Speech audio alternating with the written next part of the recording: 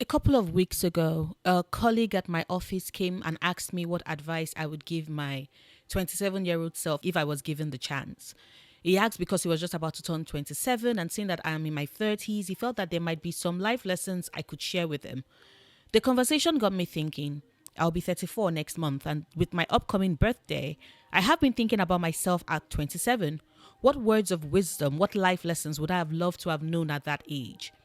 It's what led me to making this video. Whether you're a couple of years away from 27 or are already 27, here are 17 life lessons that I think every 27-year-old should know. Number 1. Be selfish with your time and your dreams. Our society as it exists likes to criticize any talk of selfishness. We've been bred to think it is more virtuous to be generous to a fault and shun selfishness. That is a lie. Your life is yours and yours alone. Your dreams are unique to you. No matter how similar they might seem to someone else's, no one else will execute those dreams. No one else will bring them to fruition in quite a unique a way as you can. And with life's fast-moving waters and your very limited time on earth, we only get an average of 25,550 days in our lifetime. Being selfish about the time you want to pursue your desires and see your dreams fulfilled, that will always be the right choice. Some things are worth being selfish about. Your time and your dreams, especially so. 2. Realize that work will always keep you underpaid and overworked, so you can't think of anything else.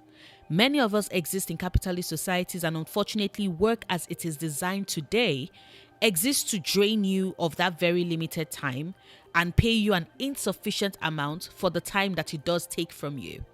That way, you barely have enough time to think of anything else outside of work. You lose sight of your dreams whilst working on and building the dreams of whoever owns your company. Your hobbies and interests die out one at a time. You barely have time to spend with friends and family.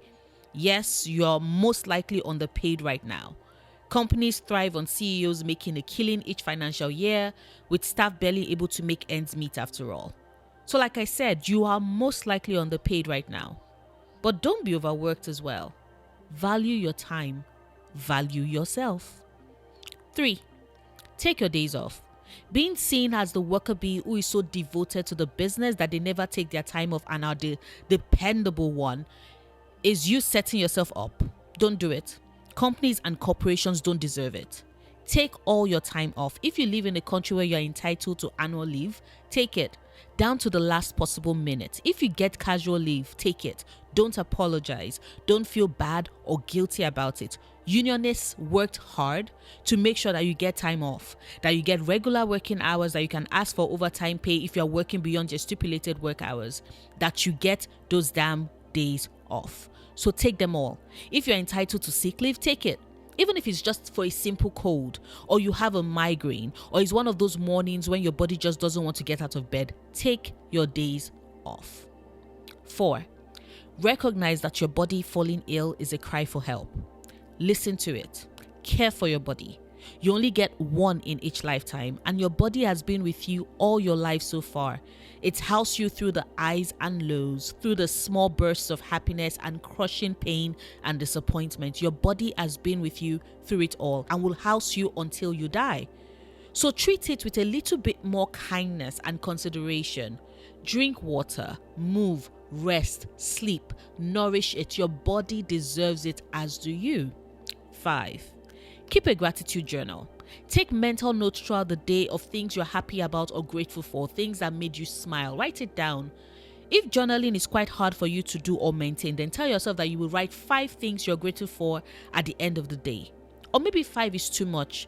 Even if it is just 3, write it down. And if you don't like writing or can't write, then record it as a series of voice memos. Either way, write it down. And once a year, flip through the pages to see how much has happened and changed over the year. And start the new year with even more gratitude for what has happened and what is to come. 6. Enjoy your hobbies. Remember what I said about being selfish with your time and realizing that work exists to keep you overworked? Well, if you keep those 2 in mind, then it becomes easier to enjoy your hobbies. And it doesn't matter what they are: reading, playing video games, go-karting, doing yoga, going to the gym, collecting stamps, gardening, going on nature walks, adopting feral cats. Enjoy them. Don't let anybody make you feel guilty for partaking in those things that fill your soul and feed your spirit and brighten your day. Life is hard as is. We're all barely coping and hanging on. Our hobbies help to break through that darkness. They help give us a continued reason for living and existing. Don't let anyone make you feel guilty or wrong for enjoying your hobbies. 7. Honor your ancestors. And this applies no matter what religious beliefs you might or might not have. Whether you're a monotheist, a polytheist, an atheist, the people who came ahead of you lived and continued living. They chose life. They chose survival. And it is in them going through their day to day and fighting to make it that ensure that you as you are, as you exist today, are here right now. And sure, you might resent why they had to fight so hard, because it's not like you asked to be born or you asked them to survive so you can exist today. But nevertheless, you're here. Nevertheless, they are essential to your being here. No matter how brief their existence might be, acknowledge your ancestors. Thank them for their resilience and for the fighting spirit they have imbued you with. And whenever you take those days off and take the time to live and choose yourself, know that you in that moment are honoring those who came before you. After all, it would suck to hell if they had put in all that effort just for you to collapse dead from exhaustion because you didn't realize that prioritizing yourself is essential. 8. Laugh a bit more. Laugh a bit loudly. Laugh a bit widely. Just laugh. Laugh that good full belly laugh, the one that comes from deep within your soul, that has you cackling like a witch and has everyone else looking at you like you've lost your damn mind. Laugh at the silly things, the really funny things, the not so funny things that make you laugh at the audacity of humanity. Just laugh. 9. Take more naps. A quick 10 minutes one, an hour long one. Nap when you're tired. Nap when you're bored. Nap when you want to check out from inane conversations. Nap when you don't want to be bothered. Nap when you can't be bothered. Just nap. 7-year-old you would be so confused about why on earth you want to do something as dreadful as napping. But your 27-year-old body that keeps growing older each day and knows just how busy life can get and who has started to be exhausted down to your very bones knows that naps are awesome. Take more naps. 10. Make friends and keep those friendships. Don't think that you needed to have made all your friends in this lifetime before you hit 20 or 22. Some friends are meant to meet you when you are older, wiser, and more able to appreciate their presence in your life. I met my second best friend at 28, and they years made my heart so much bigger and my life so much fuller. She owns my heart, and I'm so incredibly thankful that she exists and that she's going to be someone who I consider one of my best friends. I feel as close to her as I do to my other best friend who I met at 17. And I only met Dayo at 28. You're never too old to make new friends. Trust me. 11. Learn to enjoy being alone. Because sure, you can have friends and acquaintances, but ultimately, yours is really the best company you can keep. If you have your hobbies and create a home that is your very own haven, with interests that are varied and can keep you occupied for days, and moments when you can just sit with your own thoughts and simply be, then you just might find out that you like yourself more than you possibly thought. Plus, part of having friends and being a friend is knowing what you bring to the table and the friendship. And the best way to be able to figure that out is to know yourself and find joy in your own presence so you can bring that same joy to others. 12. Take yourself out on dates. Whether you're single or married or in a relationship or situationship, whatever the case, make time to take yourself out on solo dates. If you've always felt like you're someone who doesn't really know yourself or doesn't like spending time alone, then maybe learning the edges and corners of who you are, getting familiar with your own identity might go a long way to helping you learn to like yourself and your own company. Go see the movies alone. Take yourself out to a fancy restaurant. Buy yourself flowers, run a bath, and have an all-night hangout session with yourself. Pre-order a birthday gift for yourself and have it delivered on your birthday, complete with it being wrapped. You deserve to spoil yourself. You deserve to know yourself as irrevocably as you possibly can. 13.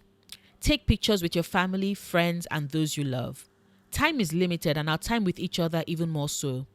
You don't know what tomorrow might bring, so take all the pictures, staged ones, candid ones. Ones you take on your phone without being in frame, one you ask a stranger to help you out with. Take serious pictures and silly pictures and thoughtful pictures. Take all the pictures, fill up your phone storage, print some of them if you can. All those pictures and those memories, don't take them for granted. 14. Bite your tongue a little less, but speak with a bit more kindness. We all have thoughts and opinions. Don't be so quick to keep quiet because you think you don't belong in the room or you don't have anything new to contribute to the conversation. Share your thoughts and your mind with the world. Those who love you and have held space for you would love to hear what you have to say. Biting your tongue, especially in instances where you see an injustice being meted out, will always weigh heavily on you, so speak. But remember, you can do so with a bit more kindness. However, it is also up to you to know what situations need you to be kind and which ones need you to be as cutting as possible. Learning the difference comes with age and experience, yours and no one else's. 15. Anger is good, but prisons aren't. So don't be reckless with your anger. This is quite similar to the talk about learning to be more selfish. Sometimes anger can be good. Being angry at injustice is always good. Being angry at unfair treatment is good. Being angry when someone is being taken advantage of is good. We've been taught to demonize our anger so often that we sometimes don't realize or react when the situation actually calls for and requires an angry response. You need to be able to know when. Just remember that no matter how angry you get, you can't get too angry that you act recklessly and hurt someone. Anger is great. Prisons? Not so much. 16. Start investing. No matter what you might think, it's never too late to start. The best time to plant a tree is yesterday. The second best time is today. So start investing. You can always start small. You don't need to have tens of thousands to start. Do your research. Figure out what investment stream works best for you. Figure out if you want to see immediate returns or don't mind waiting the long game. And take the plunge. Of course, make sure that you already have some savings set aside for emergency funds first though, before you start investing. It would suck a ton if you have an emergency and don't have liquid cash on hand or that's easily accessible. And finally, number 17, live as only you can with the duality and complexities of your personhood. Like Rumi said in Love, the joy that wounds, the love poems of Rumi. You are the drop and the ocean. You are the kindness, you are anger, you are sweetness, you are poison. Do not make me disheartened. You are the chamber of the sun, you are the abode of Venus, you are the garden of all hope. You will only be 27 once in your life. You're never going to be 27 again. You're never going to have this world, this life, the way it is right now again. So enjoy it. Fight to get as much of an experience that you can from it. The older we get, the faster time seems to fly and the more room there is for regrets. So don't let that be you or your story. If you watch this video all the way through and are older than 27, please add to the list and the chain and give one life advice or lesson that you have for 27-year-olds or those who are about to turn 27. Just one. Drop it in the comments. And I hope you all, whether you're the one giving the advice or the one receiving it, have a wonderful rest of your day and week and weekend. Bye.